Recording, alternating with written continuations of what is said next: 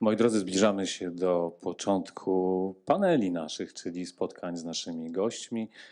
Wiedzą Państwo, że polskie filmy z technologii VR są pokazywane na świecie, na różnych festiwalach i dostają nagrody? O tym właśnie będzie najbliższy panel. Polski film w technologii VR na światowych festiwalach, a poprowadzi ten panel Anna Binkowska z Biura Programu Niepodległa, producentka filmów VR. Zapraszam.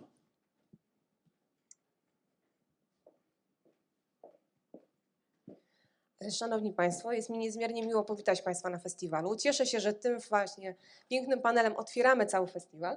Ja już pozwolę sobie usiąść i proszę Państwa, witamy naszych kolejnych gości.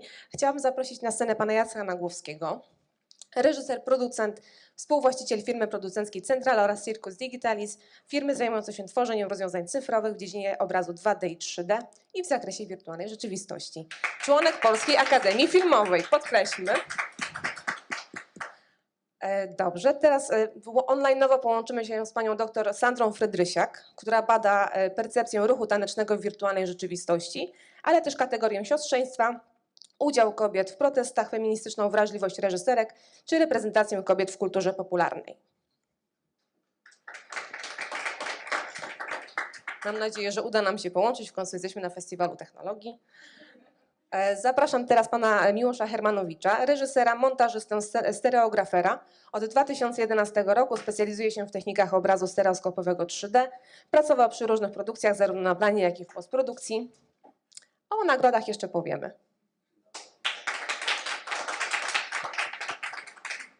Zapraszam również pana Tomasza Dobosza, reżysera, jak żeby inaczej, producenta i scenarzystę, absolwenta Warszawskiej Szkoły Filmowej, współzałożyciela studia VR Heroes. Od 2016 roku zajmuje się produkcjami VR i pracuje również w Międzynarodowym Zespole Filmowców opracowujących zasady tworzącego się języka filmowego CineVR. Naszym ostatnim uczestnikiem panelu w realu będzie pan Mariusz Laszuk, producent, scenarzysta, współzałożyciel studia VR, producent filmów m.in. Kartka z Powstania czy Wiktoria 1920.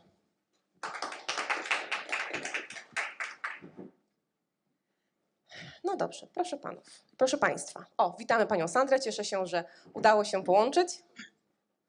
Cześć, dzień dobry wszystkim. Dzień dobry. To tak, może zaczniemy od pana Jacka. Dobrze. Pana film Szepty otrzymał mnóstwo nagród w Polsce, został doceniony. Na 20. Festiwalu Filmowym Go East w Wiesbaden został doceniony, jak to uzasadniono, ujęcie tematu uzdrawiania nieprzeniknionych sił życia i śmierci w wyjątkowy poetycki sposób, tym bardziej w czasach, gdy stoimy na skraju tych żywiołów. W Szeptach każda ze scen przypomina żywy obraz, to wizualna uczta kolorów i kompozycji, tak, to prawdziwy wyczyn w dziedzinie wirtualnej rzeczywistości. Proszę powiedzieć, jak zagraniczne festiwale podchodzą do VR-u w dokumencie? No, jednak ta szkoła polska dokumentu jest niezwykle silna, jak widać w VR-ze również, co bardzo cieszy oczywiście, ale proszę też powiedzieć, co też było siłą tego filmu, czy właśnie sam temat, czyli Szeptuchy, coś, co jest nierozerwalnie związane jednak z tym wschodnią częścią naszego kraju.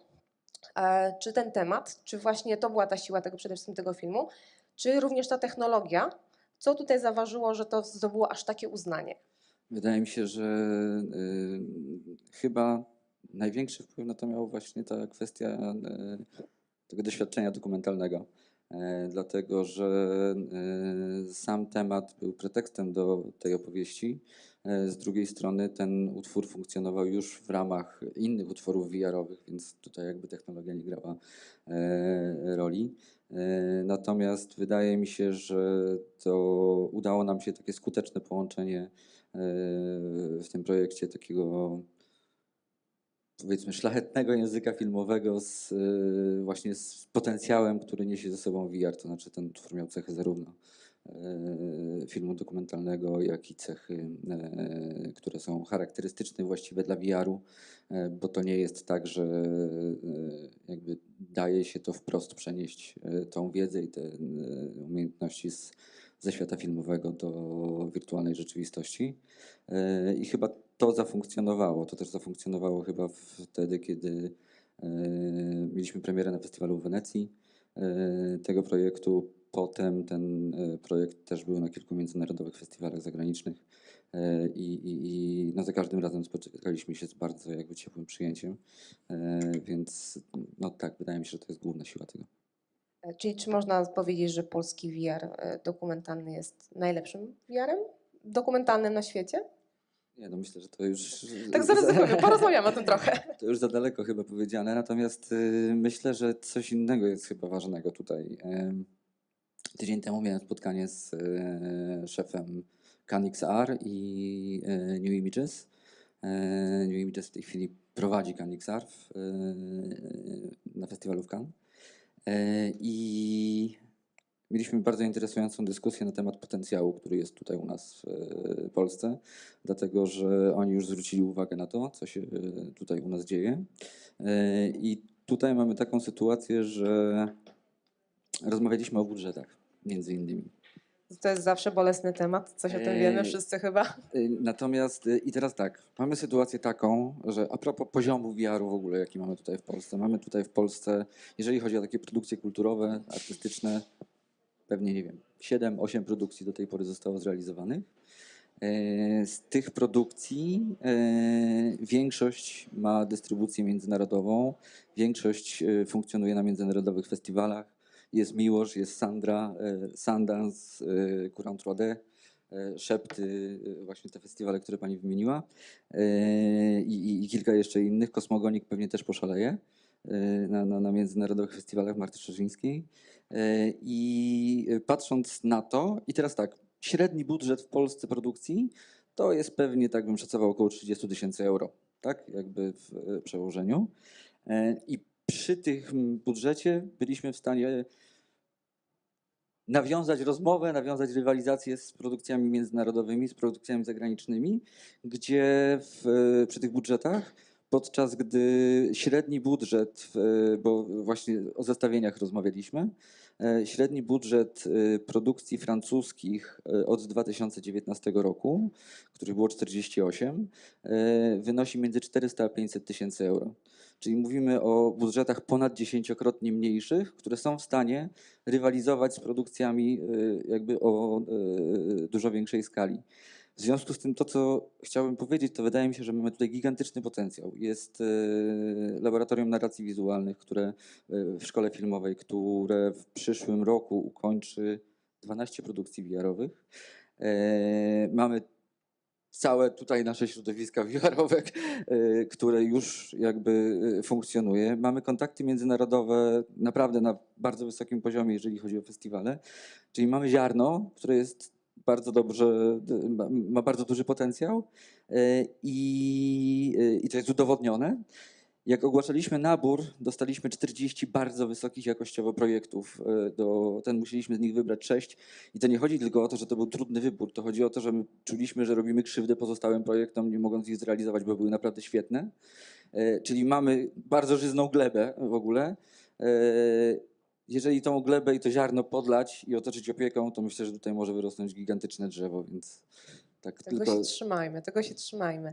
Panie Mirosławie, bo tak, zaczęliśmy od filmu dokumentalnego. Jak z kinem artystycznym? Ja myślę, że kino artystyczne w ogóle ma trochę pod górkę, bo jednak ciężko jest, znaczy nie jest aż tak, prawda, zrozumiane przez szeroką publiczność, więc i dystrybucja pewnie jest też trudniejsza, a w VR-ze to się wydaje jeszcze trudniejsze. A tymczasem no, pan udowadnia, że da się również zdobywać nagrody z kinem artystycznym, że to jest absolutnie fantastyczna rzecz, że to też potrafi zdobyć szerokie uznanie, tak jak na przykład Red Lady, która była dystrybuowana we Francji i była nagradzana we Francji. Tak teraz Deep Dive, które też zdobywa coraz szersze uznanie i zdobywa nagrody. Jak to kino artystyczne odnajduje się na tych festiwalach VR-owych? No, to odwieczne pytanie. Niestety. Trochę mnie pani zaskoczyła. Jak się kino... No,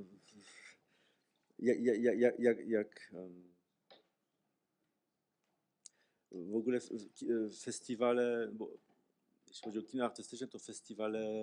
Czym jest festiwal VR-owy, tak? Znaczy, kilka lat temu pierwsze festiwale, które jakoś się zainteresowały VR-em, to były niektóre festiwale filmowe. I w ten sposób jakoś, że tak powiem, zaczął VR w obiegu festiwalowym festiwalowym pojawiać. No i później już się zaczęły niektóre z tych festiwali wyrosły na ważne VR-owe wydarzenia, ale jednocześnie się pojawiły też nowe festiwale stricte VR-owe. No i te festiwale, ja bym powiedział, że dla takiego kina artystycznego to są właśnie miejsca, gdzie najciekawiej, znaczy takie festiwale szukają takiego kina. Bym powiedział, że raczej Drugą stronę. produkcje VR-owe artystyczne później mogą mieć większy problem niż na samych festiwalach. Więc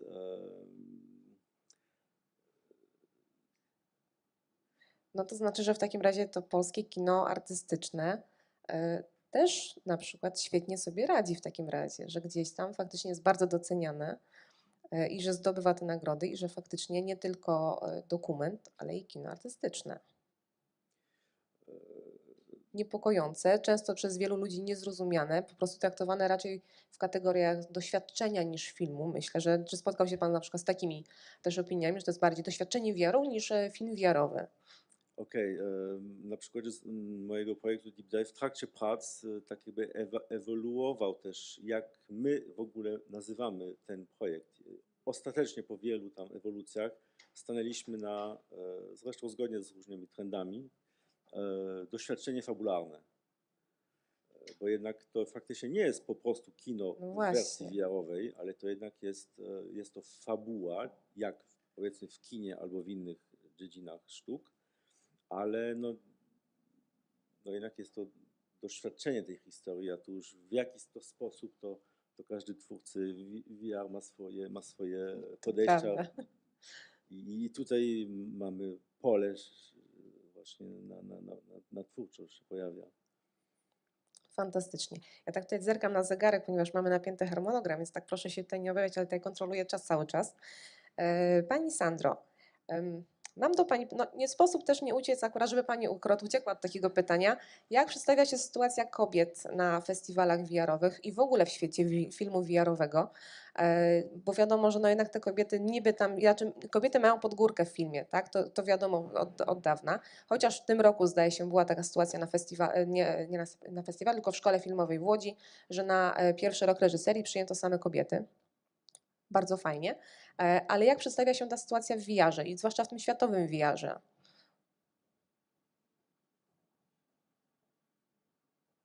Pani Sandro, niestety nie słyszymy Pani. O kurczę. O, mam teraz już jest włączone. dobrze. Okej, super. Chciałam podziękować za pytanie i mogłabym prosić o wyłączenie technika dźwięku, żebym nie słuchała swojej wypowiedzi. Czy możemy tam zadziałać coś z dźwiękiem dla Pani Sandry? Tak, bo się Nakłada. dubluje. Jasne. Nakłada, tak. O, super, pięknie, dziękuję. Teraz słyszę. Dziękujemy bardzo. Zdecydowanie świat filmu to świat, czy świat reżyserii to świat zmaskulinizowany, podobnie jak świat nowych mediów i technologii, więc faktem jest, że ta reprezentacja kobiet w tych przestrzeniach jest zdecydowanie mniejsza niż mężczyzn, ale po pierwsze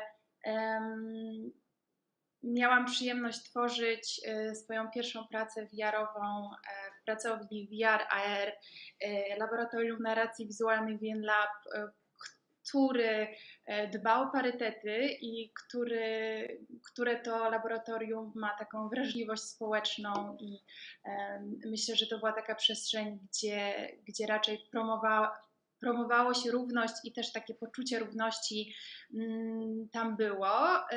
No i premiera mojego i Weroniki Lewandowskiej filmu Doświadczenia VR była na Sundance Film Festival, który właśnie znany jest z tego, że o tą różnorodność i nie tylko płciową, ale też etniczną, narodową, tą dotyczącą tożsamości psychoseksualnej bardzo dba. Także myślę, że my tutaj z Weroniką Lewandowską miałyśmy naprawdę przyjazny start.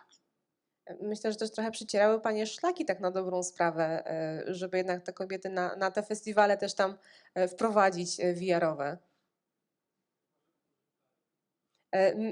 Czy teraz Pani nas słyszy? O, myślę, że też Panie przecierały też szlaki jednak, jeśli chodzi właśnie o produkcję i w ogóle reżyserię filmów VR-owych, zwłaszcza na festiwalach, bo no, mało jest kobiet reżyserek, które tak prężnie działają i które zdobywają uznanie właśnie na takich międzynarodowych festiwalach w Polsce. Co by Pani poradziła na przykład młodym reżyserkom, które chciałyby gdzieś zaistnieć, chciałyby się przebić w VR-ze? Oczywiście w nowych technologiach, w tym strasznie trudnym właśnie męskim świecie.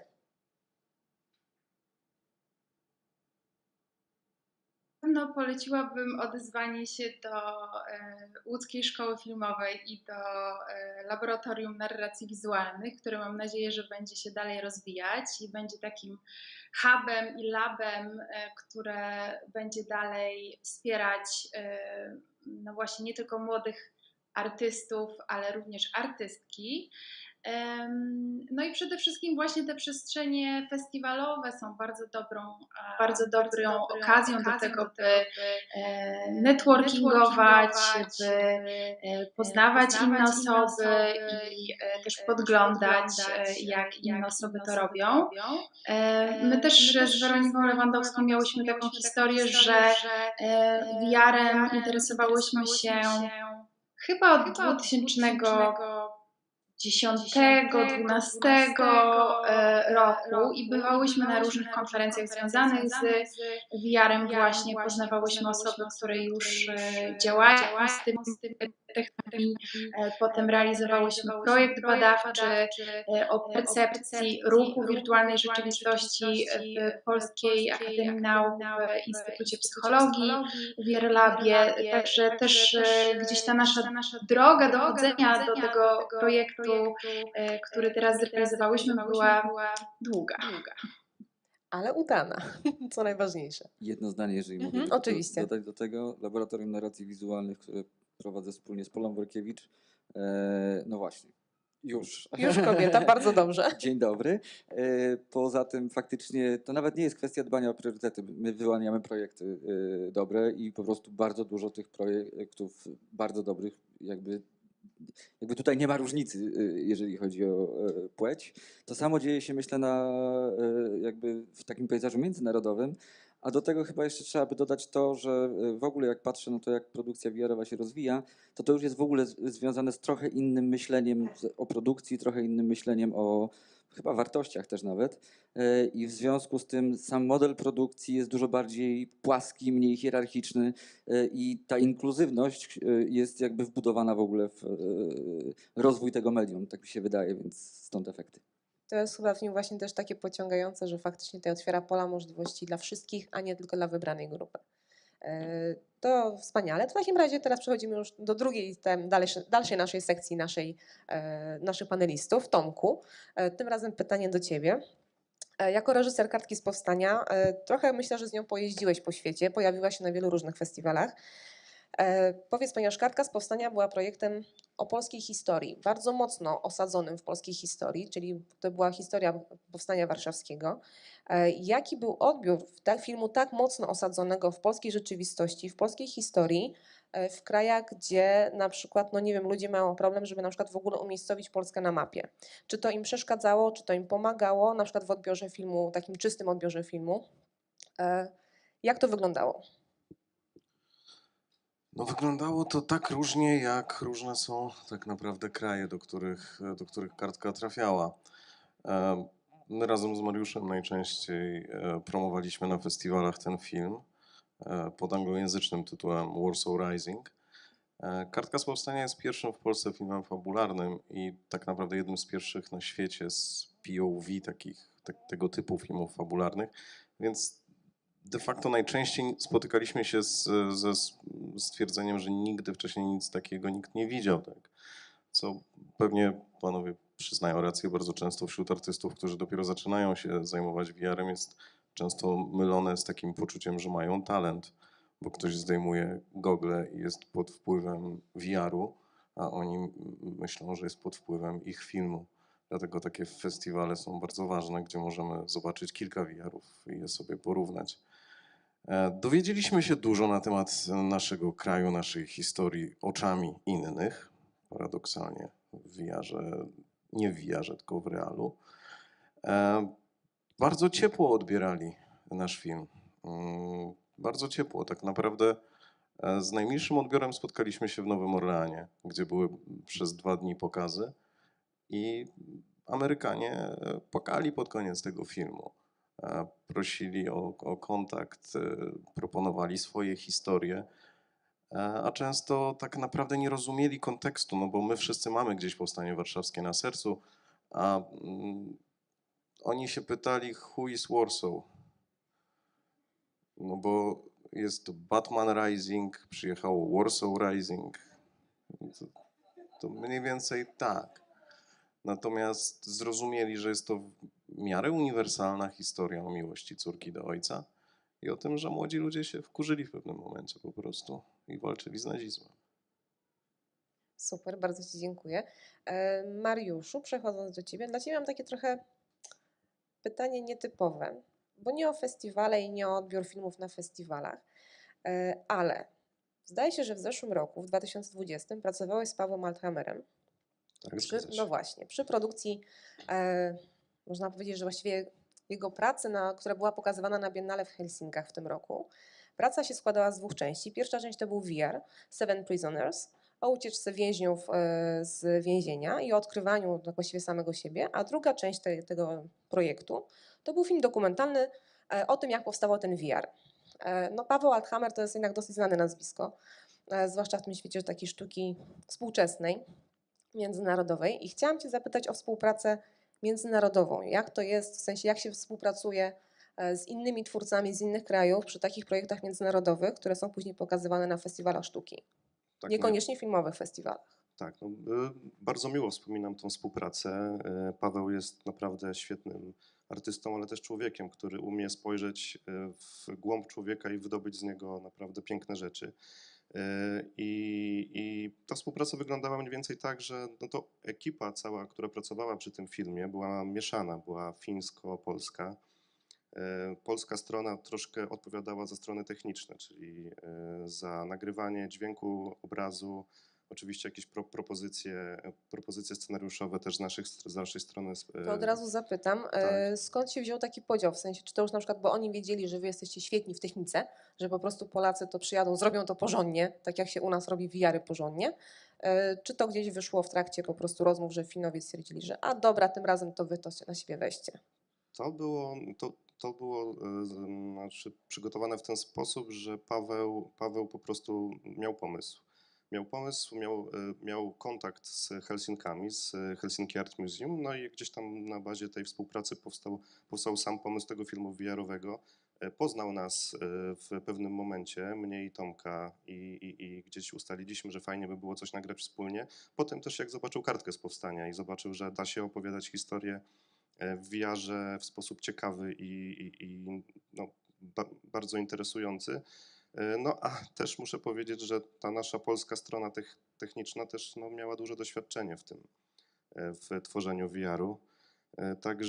Także nie tylko na bazie dźwięku, obrazu, ale też dźwięku, bo też tam był bardzo ważny dźwięk ambisoniczny w tym właśnie, w tym całym projekcie.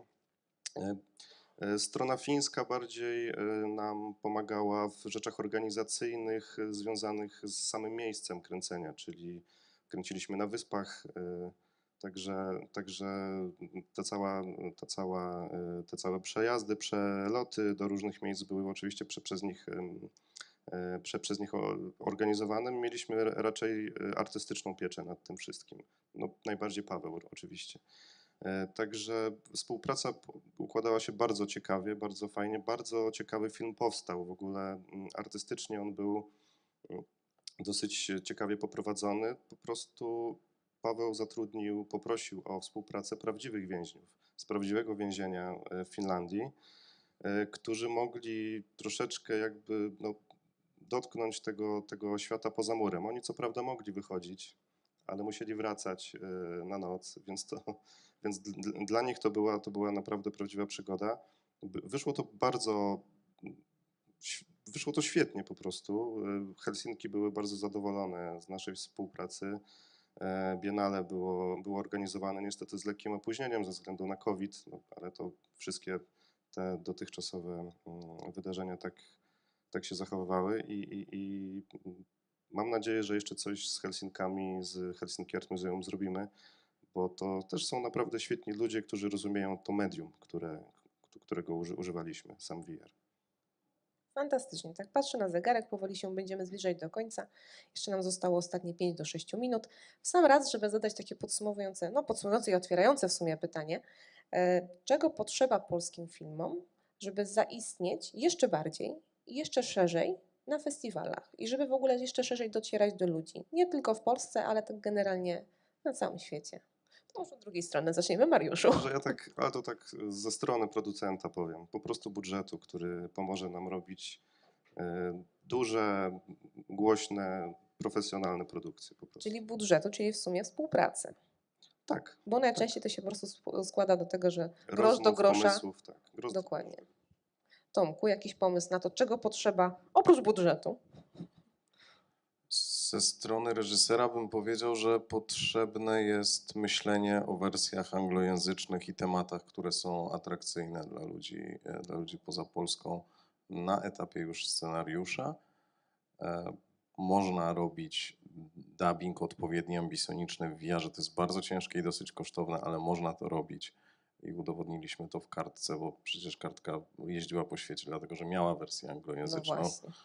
I mogła wzruszać za granicą i większość Amerykanów nie słyszeli tego, że to jest dubbing. Tu akurat rozdzielczość VR-u przyszła nam z pomocą, tak naprawdę. Czyli uwierzyli, że nakręciliście film o Powstaniu Warszawskim w języku angielskim od początku do końca. Oczywiście. Wszystko dla nich, oczywiście. Tak, jeden z bohaterów kartki został również zmieniony na Amerykanina. Także to jest już w fazie koncepcyjnej. No ale tu mamy sytuację jednego dzieła, tak? Kogo na Zachodzie obchodzi historia Polski? Obchodzi ich historia, prawda? Także moim zdaniem takiego bardziej globalnego myślenia i budżetowania już na początku gdzieś produkcji wersji anglojęzycznej, ale też wymaga tego, żebyśmy bo to my jesteśmy tak de facto zaczątkiem, żebyśmy też jeździli po tym świecie, oglądali to wszystko, no to są te same osoby od 3 lat. Jesteśmy najtwardsi, przetrwaliśmy i jemy kanapki z masłem czasem, także wydaje mi się, że jest dobrze. Tak optymistycznie patrzę w świat. Najsłabsi odpadli po drodze. Także... No dobrze, a panowie, pan Miłosz? Ja Czego nam potrzeba w tych filmach? Tak, zanim odpowiem na to pytanie, to będę nawiązywał do tego, co powiedziałeś. Mam do was, państwo, prośbę, ponieważ wersja Deep Dive'a, która jest do obejrzenia dzisiaj i jutro, ma takie eksperymentalne napisy. Deep Dive został nakręcony po angielsku właśnie z myślą o międzynarodowej dystrybucji, ale eksperymentalnie stworzyliśmy polskie napisy w taki sposób, no propozycja, jak to według państwa, czy to przechodzi, bo jest problem z napisami w VR-ze, ale jestem ciekaw waszych opinii. A co to jest potrzebne moim zdaniem w Polsce, byłoby dobrze, żeby wzmocnić, czy stworzyć sieć dystrybucyjną, żeby tutaj w Polsce, że tak powiem, lokalnie to też ta siła była nie tylko produkcji, ale żeby to będzie też wzmacniało produkcję, właśnie sieć dystrybucyjną. To prawda, bo co nam po tym, że będziemy mieli 20 różnych produkcji VR-owych, skoro nie będzie ich gdzie obejrzeć i trzeba będzie czekać cały rok na taki festiwal jak teraz, żeby móc obejrzeć filmy VR-owe, to prawda. Mi się wydaje, że oprócz budżetu, o którym mówiliśmy, to chyba podstawą jest teraz, na tym etapie, na którym jesteśmy, taki dosyć przemyślany plan, a mamy z czego czerpać wzorce, bo Francja zbudowała bardzo jakby przemyślany system, który działa, jeżeli chodzi o rozwój tej dziedziny, dlatego że Wielka Brytania, Tajwan, który jakby wyskoczył gigantycznie, będąc też niezbyt bogatym państwem z kolei i zrealizowali bardzo więc mamy z czego czerpać wzorce do budowania całej takiej infrastruktury, która by pomogła temu, żeby to działało. I tak jak mówiliśmy o tym, że budżety zachodnie są tam 10-krotnie większe, czy ponad 10-krotnie większe niż te, którymi my dysponujemy w Polsce, to ważną konsekwencją tego jest to, że znaczna część tych budżetów, pewnie 25% mniej więcej, jest przeznaczona na dystrybucję. Jest przeznaczona na to, żeby promować te utwory na festiwalach, na rynkach zagranicznych. Jest przeznaczona na to, żeby twórcy sami jeździli i w ogóle nawiązywali kontakty, żeby ten networking funkcjonował. No właśnie, żeby tworzyli jednak te relacje między Tak, sobą. tak. I w związku z tym, tak jak mówię, wydaje mi się, że mamy całe podglebie, tak? To znaczy prowadzimy w VN-Lab badania, ten język jest naprawdę w sposób przemyślany, rozwijany. Mamy twórców, mamy projekty, potencjał jest udowodniony i myślę, że jeżeli ten ekosystem będzie dalej rozwijany, to myślę, że szanse są duże, z naciskiem na to, żeby można było to promować. Bardzo dziękuję. I teraz oczywiście nie możemy też pominąć Pani Sandry. Pani Sandro, czego według Pani też potrzeba tym naszym polskim produkcjom, żeby jeszcze mocniej zaistnieć na festiwalach, żeby jeszcze bardziej o nas mówiono i o naszych osiągnięciach i o naszych twórcach? Zanim odpowiem na to pytanie, jeszcze odniosę się do tego, co tutaj mówili poprzednicy o tym, że dostosowując na rynek międzynarodowy nasze prace, myślimy o języku angielskim. Tutaj z Nocą jest bardzo ciekawa historia, bo my z Weroniką Lewandowską bardzo świadomie zdecydowałyśmy się, aby wysyłać naszą pracę na festiwale międzynarodowe, zostawiając polskojęzyczną wersję, czyli słyszymy tylko, że jest to specyfika takiego artystycznego VR-u, tak? Natomiast ten wiersz, który performuje i którego autorką jest Weronika Lewandowska, jest performowany po polsku no i jakoś z powodzeniem, bo naliczyłam 15 już różnych festiwali, międzynarodowych, gdzie Noc zagościła i wręcz jest to pozytywnie odbierane. Taki miałyśmy feedback, że ta opcja, że na sam koniec tylko pracy można wysłuchać anglojęzycznej wersji jest okej. Natomiast wracając do pytania, co robić, by ten nasz świat VR-u się rozwijał i aby polskie twórczynie i twórcy mogli dalej promować swoje prace i rozwijać się, no to oprócz tego wszystkiego, co zostało powiedziane i myślę, że tutaj Jacek Nagłowski też zrobił ogromną pracę w ogóle w lobbowaniu w różnych instytucjach, też jakby w ministerialnych kontekstach na rzecz w ogóle rozwoju Cinematic VR-u w Polsce, więc takie lobby pozytywne myślę, że jest ważne. No i do tego ja bym jeszcze dodała te przestrzenie wymiany wiedzy, także tworzymy interdyscyplinarne przestrzenie, gdzie osoby z zupełnie różnych dziedzin, też dziedzin różnych artystycznych, bo to wydaje mi się ważne, aby udostępnić możliwość robienia VR-ów osobom, które nie pochodzą tylko z filmu. Czyli pomyśleć trochę o tym, że różne osoby mogą zająć się tym medium. To medium jest takim otwartym, demokratycznym i my, tworząc nasz VR, stworzyłyśmy interdyscyplinarny zespół, gdzie każdy i każda uczył się od siebie nawzajem i myślę, że to przeważyło o sukcesie pracy, więc ja bym podkreśliła jeszcze te interdyscyplinarne zespoły i robienie tej przestrzeni na wymianę wiedzy, na networking, no i badania, o których wspomniał Jacek, czyli i które mi są blisko, bo ja jakby jestem zakorzeniona na co dzień nie w świecie sztuki, ale w świecie nauki, więc wydaje mi się, że to też jest bardzo ważny trop, aby równolegle do tego rozwijać badania nad językiem VR-u, nad tym, jak prowadzić właśnie tę narrację wirtualnej rzeczywistości. Także tak. I Państwo, to już będzie koniec naszego spotkania. Bardzo Państwu dziękuję. Moimi gośćmi byli pani dr Sandra Frydrysiak, pan Jacek Nagłowski, Miłosz Hermanowicz, Tomasz Dobosz oraz Mariusz Laszuk. Dziękuję bardzo.